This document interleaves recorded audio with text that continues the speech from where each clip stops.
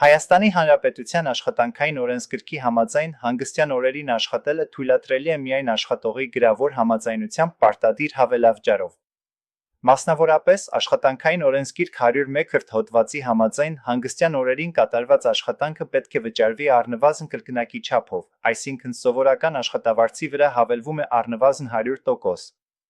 Բացի այդ, գործատուն պարտավոր է ստանալ աշխատողի գրավոր համաձայնությունը մինչ նման աշխատանքային ժամեր նշանակելը։